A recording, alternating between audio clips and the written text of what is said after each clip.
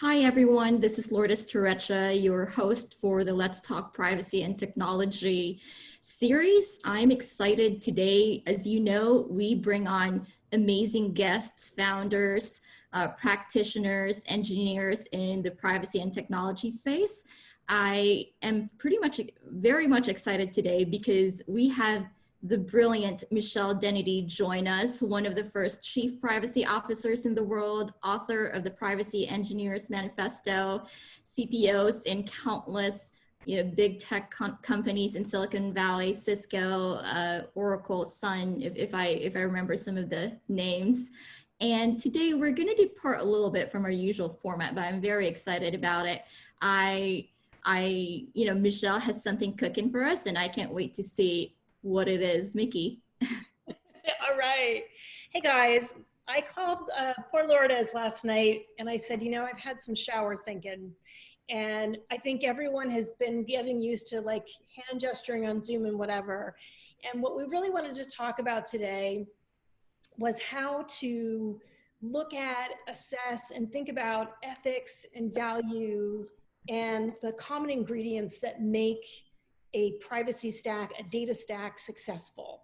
So I thought, you know what, let's have a little like home cooking show. So I went to the market and I spent $3 on bougie bread. Ingredient number one, do you have basic platform for the kind of data that you want to process? Kind of delicious, right? Basics. So you understand what the basic platforms are, and there's only so many types. You've got your various compatibilities, you've got your different operating systems, you've got your hardware constraints, but it's really pretty much a hardware discussion. And I thought I'd get some cheese. So I spent, another $8. I live in California, food is expensive. And I figured I'll get some cheese for this little thing. So think about this as, maybe your application layer. I'm getting hungry. Are you getting hungry? I wish you were here, Lourdes. Maybe we can have lunch together. But I'm putting it. Oh, I guess if I'm in true cooking fashion, you can see my messy kitchen. We're going to start to build a stack.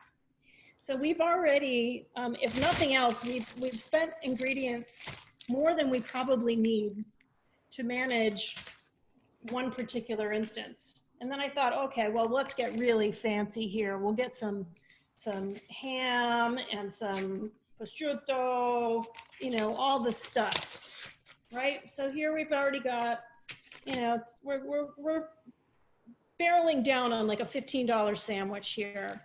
And you're wondering, why am I tuned into a privacy podcast to talk about lunch meat, right? So, we like to keep it healthy. Put some stuff on there. How about that? Aren't you glad you're not one of my kids? That's it. Beautiful. Yummy. Right? So here we have our data stack, and we have all the ingredients we want. And now we're trying to figure out, how do I prove individually or systematically, what is this worth to my customer, to my employee? Well, let's take a little trip, shall we?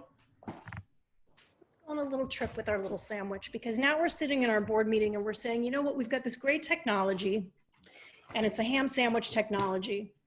And what we're going to do with it is we're going to sell this technology into an environment. Let's see if we can find the right map here. Let's head on down. Let's hit the Middle East, shall we? All right, that's a little cheesy. That we'll drop that one next time. But let's assume for a moment now we're in Tel Aviv and we've just made a delicious ham and cheese Sammy. Guess what I've just done to my marketplace? It's perfectly legal to sell a ham and cheese sandwich in Tel Aviv, but your marketplace often won't eat pork products or meat and cheese together in one bread. So you've got some solutions. Do you take it out and then go, oh, sorry, my bad, and then you try to hand it off to someone and serve it? You're talking about what people are trying to do when they're building compliance in after the fact. And you can't really be sure that you get all the cheese off or all the meat off to serve your customer. And then this is the final thing, and then we'll get to like down to business and talk about this. If we're thinking about the valuation of this sandwich, when we think about all the ingredients, so we're talking about maybe $30 of groceries here for one sandwich. It's COVID, y'all. Lourdes can't help me share this food. It's gonna go to waste. I may have spent too much on my technology, but it's a sunk cost. Then I got the context wrong because I thought I was in California, but really I'm in Tel Aviv. I haven't thought about what my user requirements are going to be, whether they're legally required or whether they're just contextually or ethically required. And we're thinking about now, what do I do with this darn meat sandwich?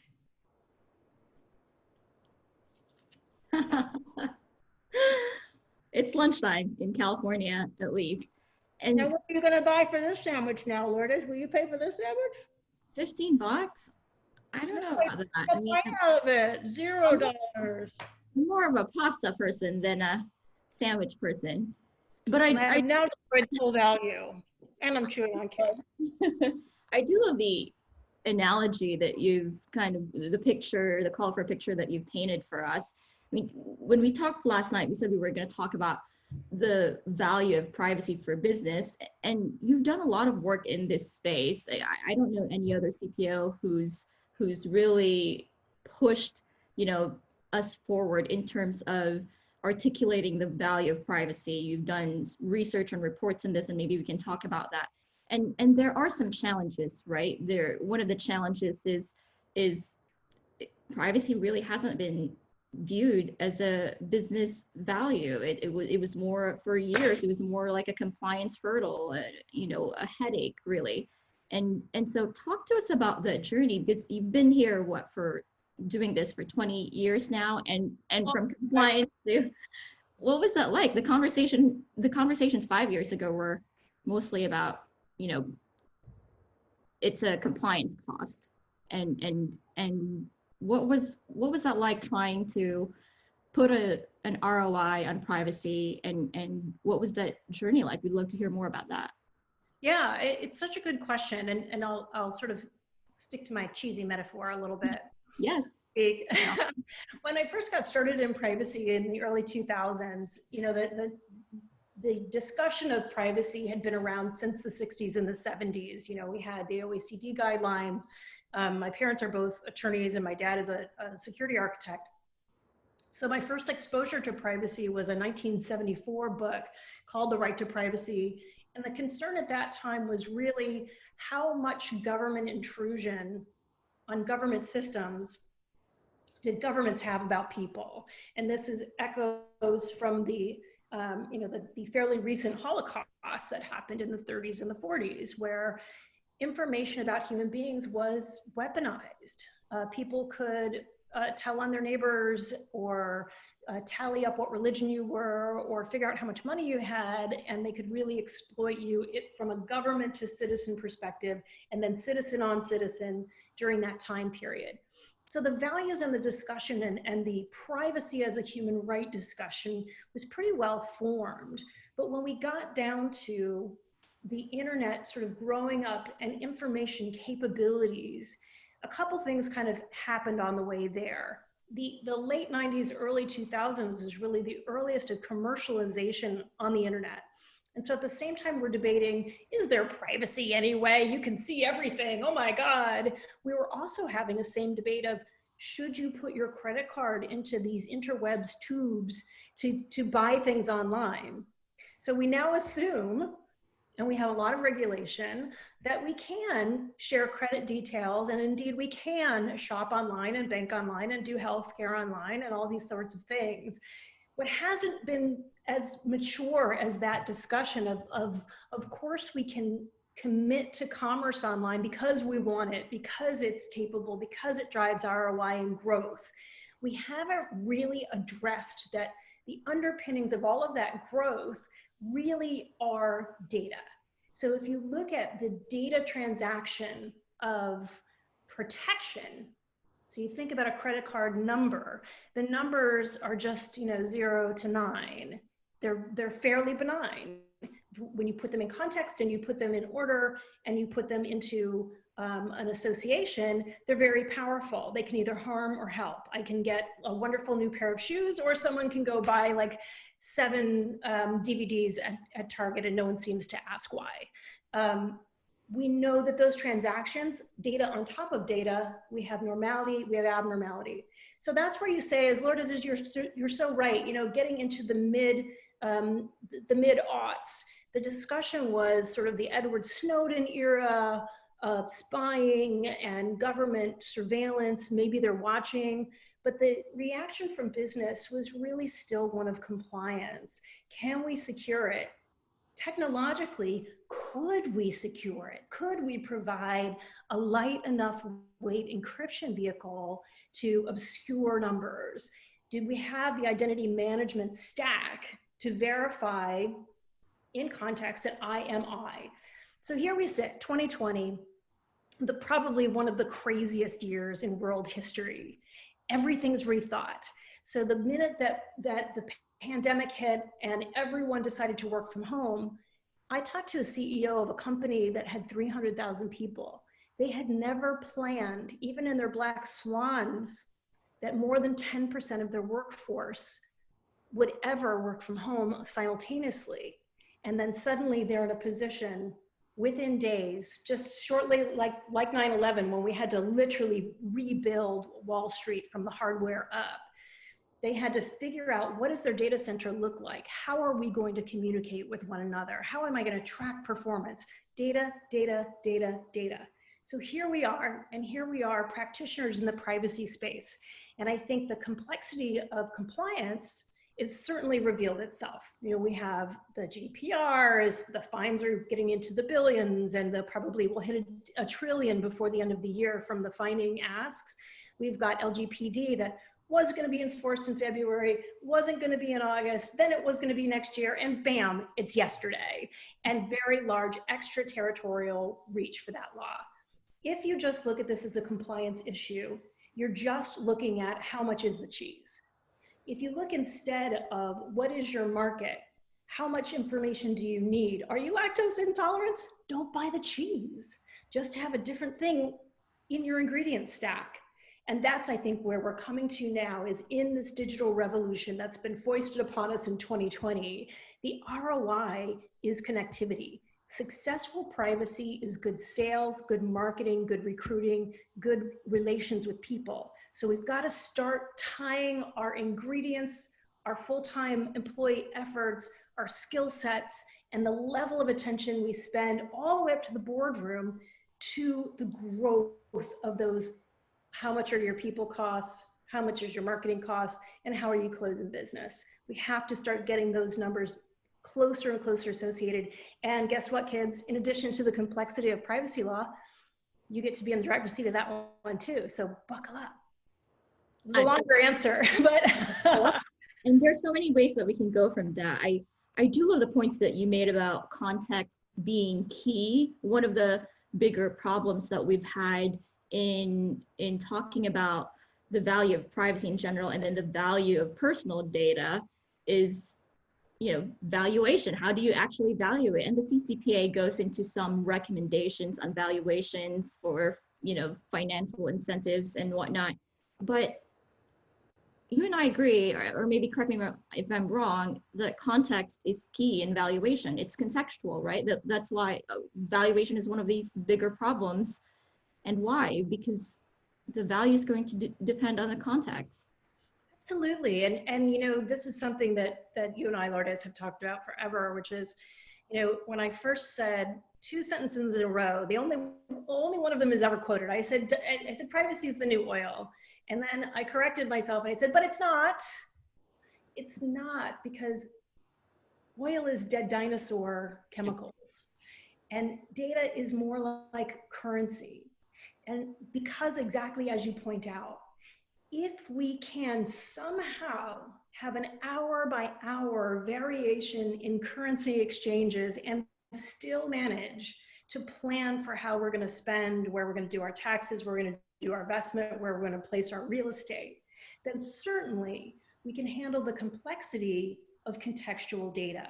We just have to sort of add our own use cases, just like one use case could be, I'm originating in the United States after the close of the Eastern seaboard markets are closed, and I'm buying on an exchange in Asia.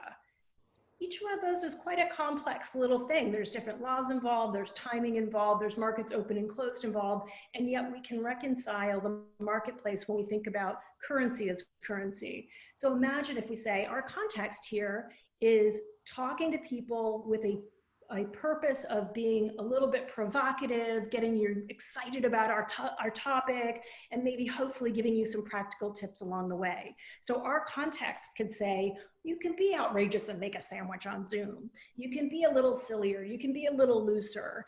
And this kind of content in this box can be shared everywhere. Now, a couple hours later, I've got a telemedicine checkout. It's not going to be as silly. It's not going to be broadcast, I hope.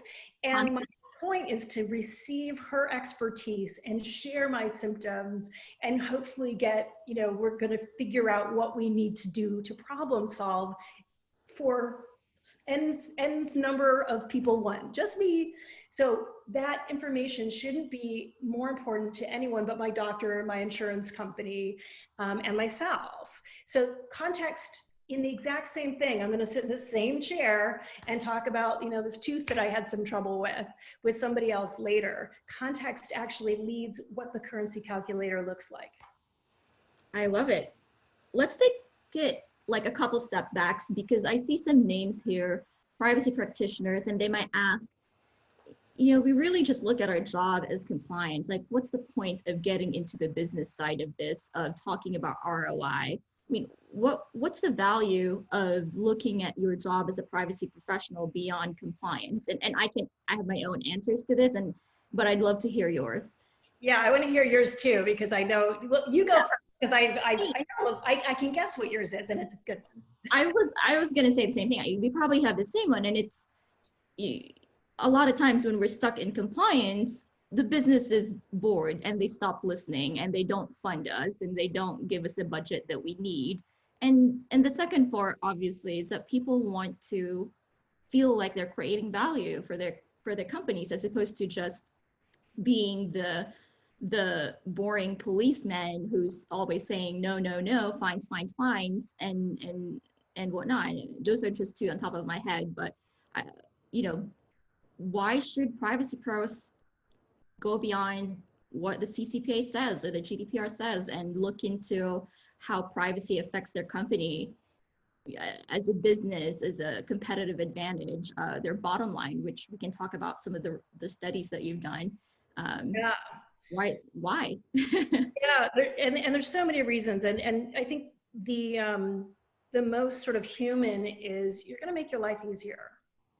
So it's hard enough to do compliance. It is complex and it's constantly changing and the incentives are wacky sometimes. So if you say, I've got this hard problem, which is compliance, you can sort of stare at that problem and make it seem really big and hard. And you certainly can fill, from 9 to 5 and look really busy. And so good. And you can carve out, maybe a manager, maybe a director level career on that. So if that's what you want to do and you want to just do compliance, then it's a solid, good citizen type of thing to do. However, it's out of order. So first of all, let's think about our legislators. How technologically up to date do we think they are? Now, mind you, in China, almost every single legislator is an engineer. They actually understand what it means when you type something into a browser and something comes up at you. It's really pretty remarkable. And there's certain teams, the Netherlands I'll call out, and I think the CNIL has really stepped up its pace too. And there's 1 or 2 shining stars in the Federal Trade Commission that can throw down with any private practice person, right? We're talking about 7 billion plus people to manage, and I can name names of the technologically adept. So if you're thinking about the people that are writing the laws, the timing of when they write the laws and how they write the laws, that starts to give you more context around what compliance is. In the European theater and other civil law countries, it's proactive to a point. We try to assume what risk might be. And so it seems like a really heavy, big, complex piece of legislation. In common law societies, we stick to more use cases. What are the basic principles? And then we litigate to see how far does the scope of the law covered, and then we build a new law on top of that. At least fundamentally, philosophically, that's how the civil and the common law sort of practices. In fact, both sort of narrow to the scope that people sort of prioritize for enforcement. But if your goal is to comply, then your focus has to be, where do I think the risk is of getting caught? First of all, I personally don't find that interesting. I think the other thing is, and I'll use another analogy, I do love a good analogy. Have you ever put on your jeans first and tried to put your underpants on second? That's doing compliance, waiting for people to have something launched into the market when you've already got hard-coded systems, you've already trained your teams, you've spent a lot of money on ingredients, and suddenly find out that you have to somehow like engineer a nano robot so that it can like stitch on the underpants underneath your jeans. Instead, you could just put those underwear on first, and then you can decide a bunch of different outfits to wear because you got it covered. So, you know, Lourdes knows I like a good underwear analogy, because it really kind of, it's silly, but it is true. It's a lot harder to put underwear on after the jeans are on. Yeah, I love that analogy for, thinking about privacy beyond compliance, because once you start going down the purely compliance route, like all different laws around the world say different things, and you're right, it's going to be really odd to have jeans first and underpants over them, and stockings on top of them. So it's such a lady. She's like, I'm trying to work with this, Michelle, but I don't know. Well, we have attendees, so we've discussed the why behind it. There's ROI there. It doesn't make sense. It makes your life easier to do it this way versus the purely compliance way.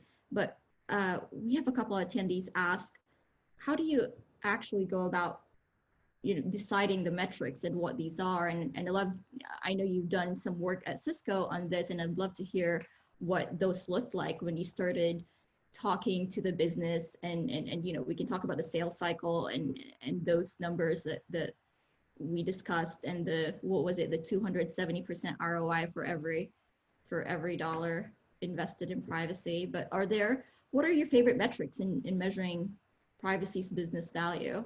Yeah, and it's important, because I'm looking at Nicolas Aquino. I think Cybernomics wasting $200 billion for no return. Really important, because if your goal again is silence or protection or no breach, then it's kind of a waste of time. You're going to get breached. It's almost like, well, you might as well just go out and die anyway. But if your perspective is, and your context is, for example, at Cisco, I was brought in by the CEO, John Chambers, before he retired. It didn't get any higher than that from is there executive attention on this issue? We had the pending, I joined in 2015, 16, something like that. So GDPR had been written and, negotiated for 10 long years, by us geeks, but it was public that you had 2 years to get your act together and get your compliance together, or potentially face ginormous fines. That's a technical legal term for all of you students, ginormous. And so, the imperative was already there, so I didn't have to argue, why are we building a program? What was not there is the incentive for the products and services and sales teams to really sit down and sit into this and care. And so with the help of Robert Waitman, who's still at Cisco, he came to me as a former McKinsey guy and a business analyst. And he's like, I don't know privacy. And I said, good, I don't know how to do business analysis. What I wanted him to do is say, let's figure out where data is actually driving the business, A, and B, where is concern, fear, uncertainty, and doubt in our privacy and security posture, slowing the business or impeding our progress because we were a large IT provider.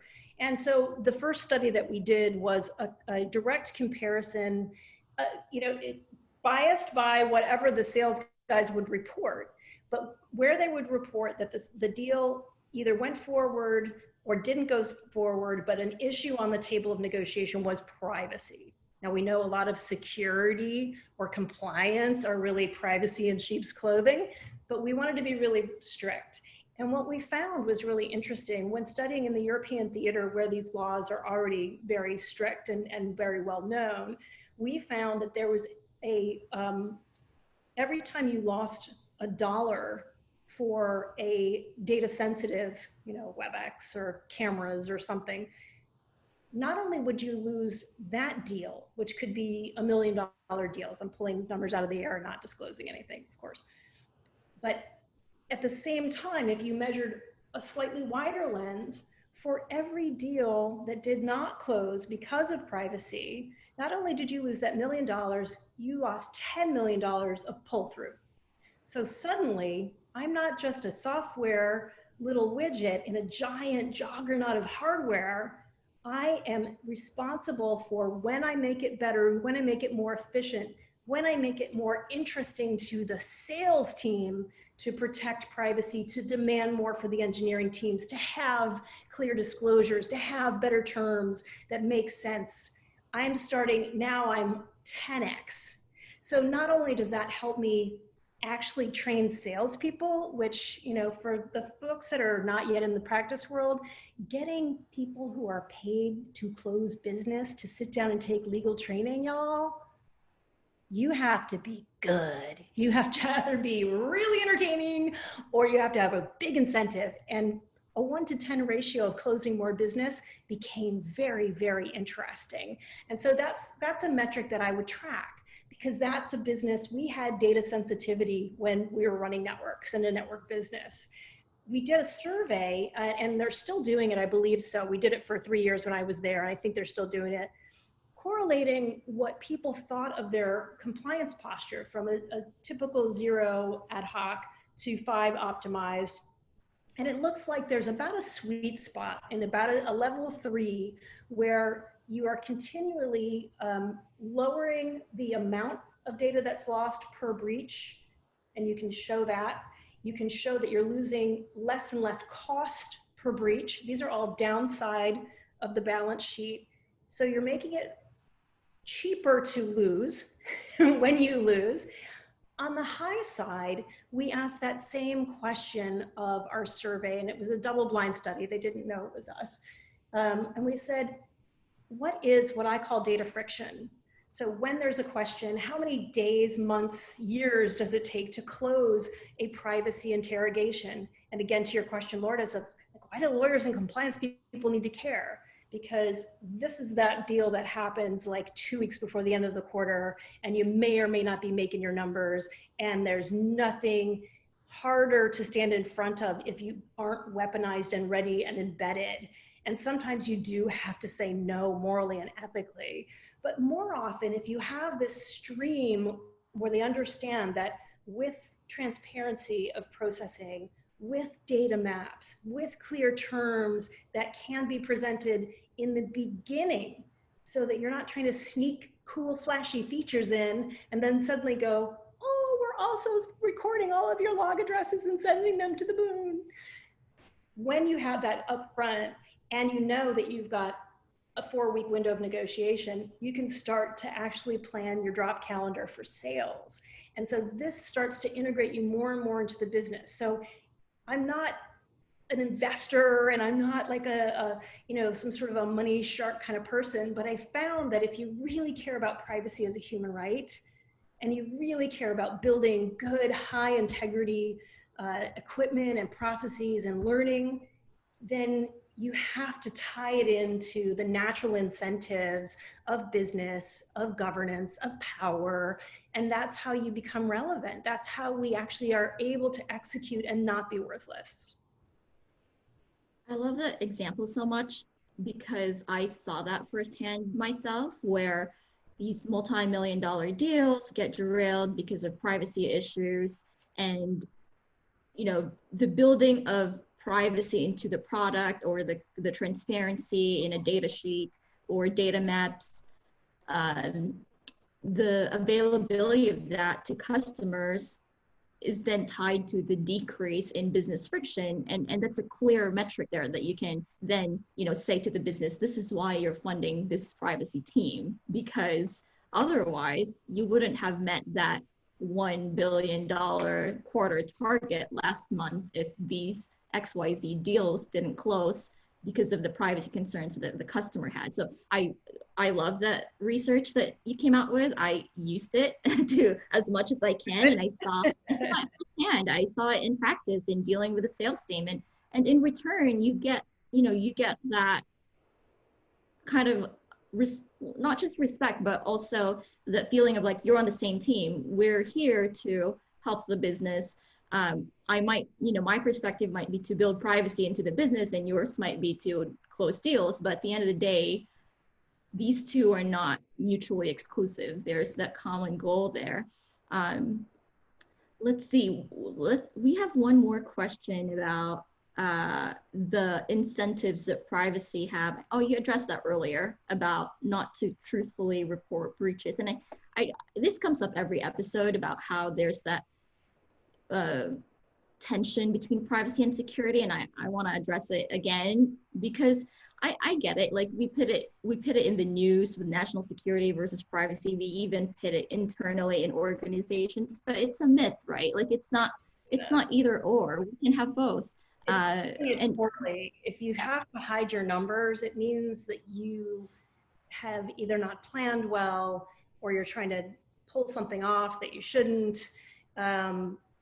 It's hard to reveal when there's a process that needs a lot of work. And both Lourdes and I have been both in the belly of the giant corporate beast, but also working with really small startups. And the exciting thing is, when I first started to go to RSA, 20 years ago, if anyone said the word privacy, they only meant secrecy, Right. usually cloaking from government intrusion or being able to send porn or something. And then it was sort of what I called ampersand privacy. It's like, we do security and privacy. And what they really meant is, we can find your social security numbers and encrypt them. And now we're at a place where it really is a layered and nuanced thing. We're seeing privacy tech that wants to look at better coding principles, privacy tech that's looking at mapping data, quality technology married to security technology to say a dirty data lake may not even be worth securing, because you can't have the integrity and the value and the quality of processing even before you get to elements that may or may not be associated and directed to an individual. So I think that the exciting thing from an innovation perspective is there's a lot of work to do to build out the tool set and the processes and the perspectives and the types of jobs that we're all going to have. None of my jobs in the last 20 years existed when I was an undergraduate or even in law school. They all were sort of handcrafted. And even the job that I want next doesn't exist. Like you'll see this like, oh, I want you to come and write my policy. And I'm like, you don't want me to write your policy. No, it's like overkill. It's like making a machete, cutting your sandwich apart. What you want me to do is really look through what information is critical to your organization. Are you driving that information to make better hiring decisions, to make better feature sets, to make smarter risks when you're going to new data theaters, or you're actually thinking about your data supply chains? And all of your data supply chains are going to be radically disrupted by the political unrest right now, because the politicos think that a 0 in China is different than a 0 in the US. Guess who don't care? The silica. Silica don't care about dirt, but we do. And so we have to understand that context too. So there's new jobs, there's new innovation going forward. But having this mindset that somehow you can encrypt away so that you suddenly don't have to think about privacy, mistake. Or the thing of everything's secure and therefore privacy covered. Also not true. I mean, I could put that ham sandwich and lock it in the trunk of my car and have it in there for 3 weeks and it would be secure. I don't think anybody wants to take a bite out of it after 3 weeks time. I love the stale data analogy in the trunk of your car. My little ham But sandwich. talking about exactly talking about privacy tech, I can see that it's a natural progression from, the internal value, privacy's business value, right? Like we're seeing this because all of these technologists are looking into these privacy problems and hoping that they can solve them and build tech tools that solve them. And I do appreciate that a lot of them are looking beyond security and just securing the data and encrypting it and not making it uh, available to other people. But you're right, there are other areas to the privacy domain beyond security that most non-privacy folks uh, may not understand. And so it's exciting that these startups in the privacy tech space are popping up. I do think it's important that we keep defining the two. Yes, there's an intersection, but it's a narrow one, right? There's an intersection where you're securing personal data, but there are two distinct domains with this intersection in the middle, and privacy is way more than that. We are talking about the whole life cycle of personal data from collection, what we do, the uses, privacy engineering, which I want to transition into given your work in it. What do you think is the role of privacy engineering in demonstrating privacy's business value, if any? Yeah, I think, well, I mean, I think if you're going to add any sort of process at all or any sort of technology, that you should be doing it for a value reason, because assets are only assets as long as they can potentially drive value, and then they turn into liabilities. And that's just the accounting definitions of asset and liability. So when you think about privacy engineering, the first thing that we did when we wrote the Privacy Engineers Manifesto is debate, and I do mean debate, with, my dad's the security technical guy, Jonathan Fox is this great business licensing pioneer, I have a legal background, my dad does too. And then we argued, what is privacy?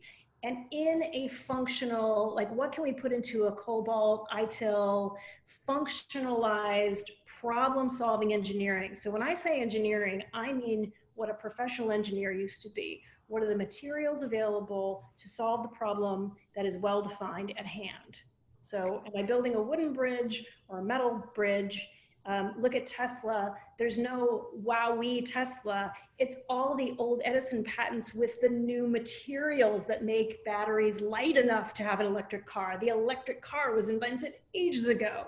So think about privacy as fundamentally about, really, I'll say sharing. That's overstating it, but we call it the authorized processing of personal data and personally identifiable data according to moral, ethical, legal, and sustainable principles. And the FAIR principles are wrapped around that.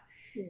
When you take the definition apart that way, you see that much of the activity is not just the first time you collect it. Most of the compliance is about the collection. Do you, don't you, can you not?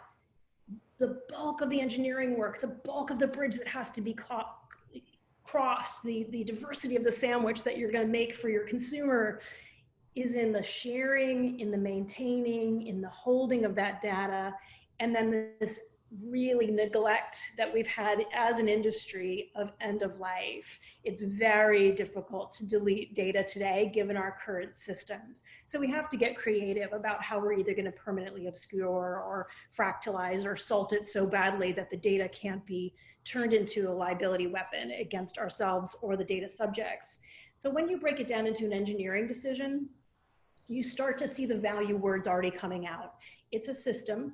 It is driven by the pyramid of rules and metrics that drive a business.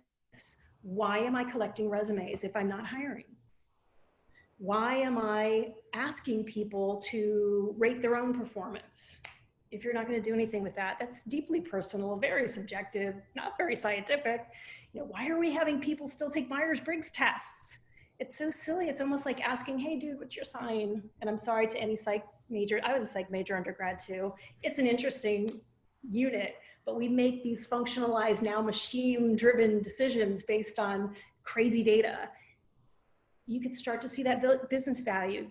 So when a privacy person comes, we're not just coming to say, don't collect so much data.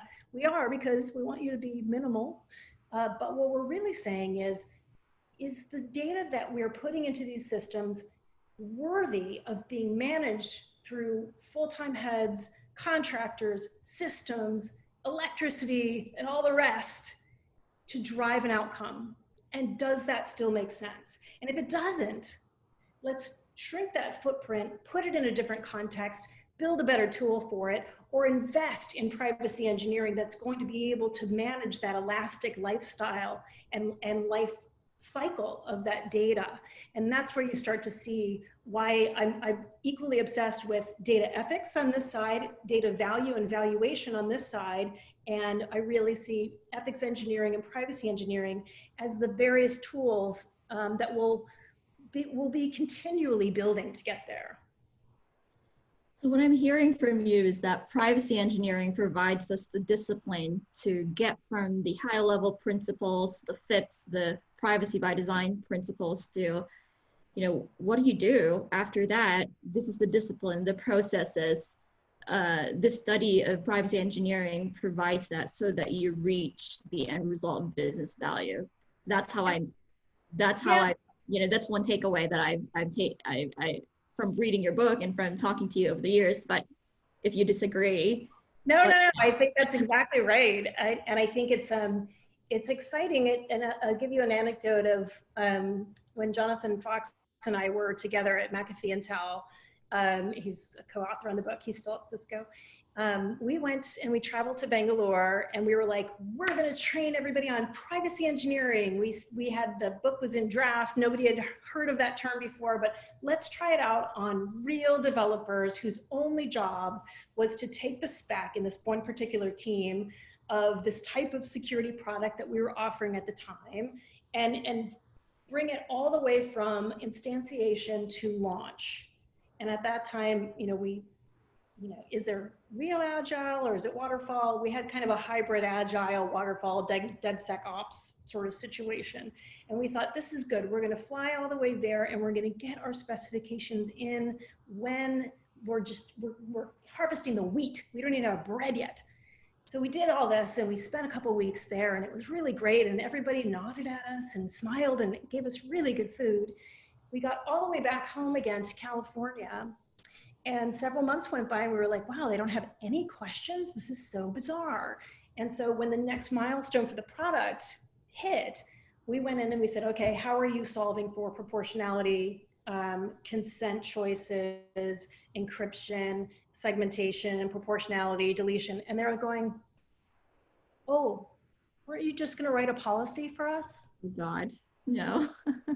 Thought, oh, we're not in Kansas anymore. But I think that is a fair assumption on their part. They think that lawyers are magical, and we think engineers are magical. And it turns out, sadly, neither of us are. But we have to figure out, how do I drive my policies and the terms and conditions that I'm disclosing that accurately describe what you're building? And are we having that partnership where we're sharing specifications and functionality so that it's not, let's put jeans on after the underwear on after the jeans? Because that's when you're trying to write a policy for a full-fledged system that people haven't documented, haven't planned for. Now you're trying to bolt on security here and privacy there. And what if, oh God, what if you get subpoenaed and you have to store records somewhere else? There's a lot of data requirements, and that's where I see this movement slowly of getting really data officers that are a combination of that data strategy bit, and then privacy operations and security operationally go into their specialty areas. They're very complex. A lot of CISOs are sort of dubbed privacy people. Right. And they're just looking at this going, oh my God, this is too big for me. I need a bigger boat. And it's that cross-functionality of privacy that makes it exciting, right? Like talking about it's not just for lawyers or engineers or compliance folks, it's for everyone. And that's what makes it not boring. If you're just stuck in your own silo of writing policies, then, count me out if that's what privacy is. Yeah. Uh, but talking about exciting, you mentioned about how your jobs before didn't exist, and even your next dream job is something that you're just crafting. So let me ask you this: what excites you about, the future of privacy and technology? What keeps you going? Why are you still interested and excited about privacy? Such a good question. Well, I sort of took a year off from privacy last year. I actually was the CEO of an analytics company. And it was really fun and it was really interesting. But I also realized, oh my gosh, why am I out of privacy when privacy is finally in vogue? So I'm still advising for my wonderful Drumwave, but I'm not doing the operations as a CEO anymore. But I do think that if you take on the role, and you can take your career any way you want. That's the beautiful thing about having the gift of education and continuous learning, right? I loved being a litigator until I wanted to be a mom. And then I thought it was going to slow down and go in-house, and privacy sort of hit me like a rocket in the face. And I never did slow down. Keeps me excited is a couple of things. I think there's a couple known brands that are still VC-backed companies that are providing privacy tech. Most of it's reporting. There's some good stuff out there. But what I'm really urging some of the companies, so I'll give you an example. I'm working with a company called Privitar out of the UK. They've landed in the US and they're growing like hotcakes. When you first look at them, it's like, what do you do? Well, I do segmentation and this and this and this and homomorphic encryption. And I kind of went whoosh. It's almost like walking into a grocery store and everything is labeled in the same box as food. And then you just kind of get it home and figure it out. So what we've been really working on is, they have some really exciting technology that helps people that have very large volumes of data, whether they're in a data swamp/lake, or they're in segmented data stores. If you want to prepare analytics, you have some work to do. And so Privitar's sort of there. On the other side of the spectrum, I'm working with a little company called Layer 9. Love these guys, former Airbnb and Bain Capital guys got together and said, some of the trickiest and fiddliest data is data in motion. And we need a map for that too. Right. So they are really like banditos of a really hard problem in one segment. And that's just two companies. There's so many out there. And I think we'll do exactly what security did. We'll hyper specialize and then we'll consolidate and then we'll go broad again and then we'll consolidate. And this is how it's worked with cars and food and medicine and everything else that makes our life valuable. And if the stories that we tell to ourselves and to each other and we want to share are valuable, I don't know what is. It lasts even longer than your own lifetime. Your data is more valuable and lasts longer than your carbon spaceship will. Think about that.